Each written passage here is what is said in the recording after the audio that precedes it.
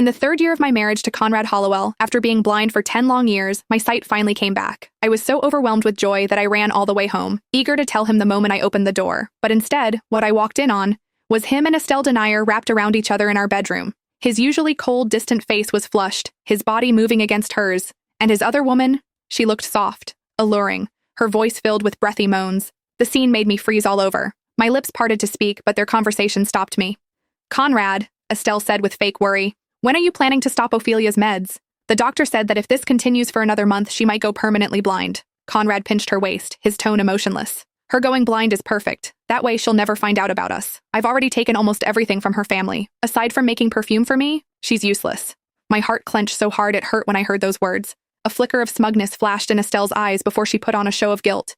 "Still, I was the one who hit her mother with my car back then. We should at least leave Ophelia something. Think of it as my apology."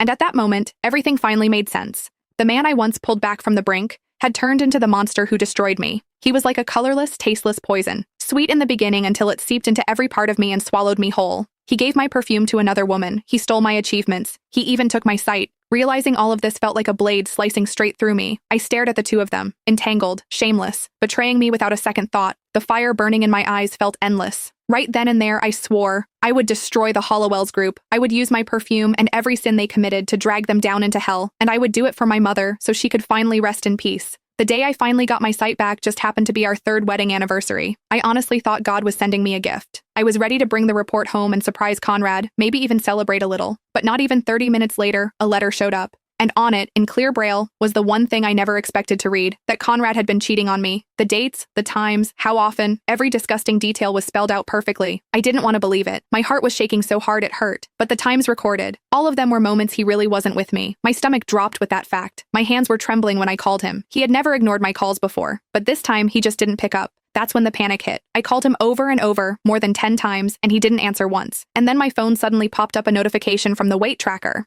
"Your current weight is 3 kilograms more than your previous measurement. Rapid weight gain can damage your health. Please pay attention." The moment I saw it, everything inside me just collapsed. There was a woman in my bedroom, standing on my scale. I snapped. I grabbed a taxi straight home. The second I set foot inside the villa, I heard it. Her breathy little moans floating down from upstairs, mixed with a man's low voice. I didn't even need to see. I knew that voice. After more than 10 years, his voice was burned into my bones. I just never thought he would sleep with another woman. I wanted to storm upstairs and scream at him, but then I heard them talking. "Conrad, if I hadn't run over Ophelia's mother back then, you wouldn't have had to marry her just for a letter of forgiveness. And all these years, just to keep her clueless, you even messed with her eye medication. You've suffered so much because of me."